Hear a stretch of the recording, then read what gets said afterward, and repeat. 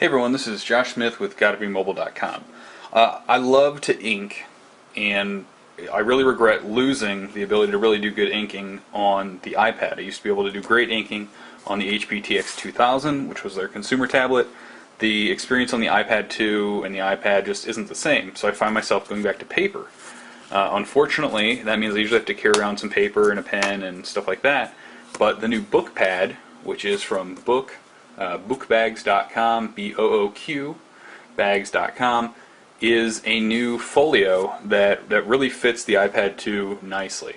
It comes in 4 different colors, retails for around $50, and what we get is a 150 sheet notepad over here. You can buy refills for $10. You can get them, that's for a 3-pack of 150. You can get lined, web, blank, gray, grid, all kinds of different things over there. And what's nice about this is if we need to take some notes, we keep our pen in here, pull it out, and we're gonna say this meeting is fun. I need a new tablet.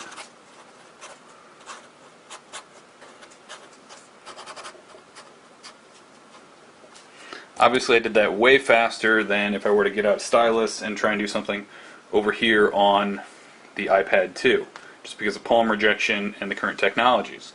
So what I'm able to do is I could pull the iPad 2 out, because unfortunately, as you saw, there is no camera hole. I wish there was, because then I could just tear my note off and pick this up, take a snapshot of it. What I found myself doing is actually creating a new snapshot note with the Evernote app.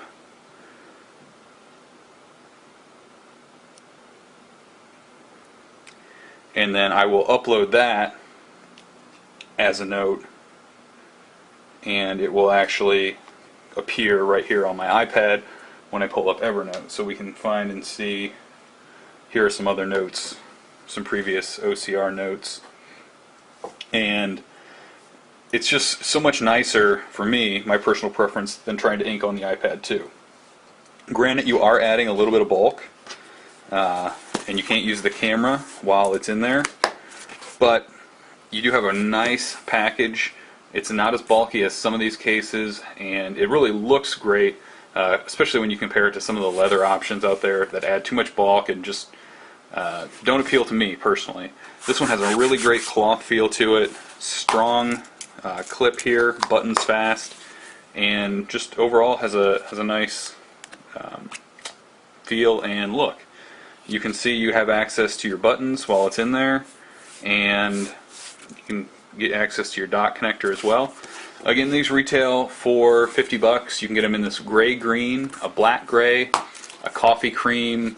They have also a sand plum, which looks almost like brownish white, and then they also have a white version as well.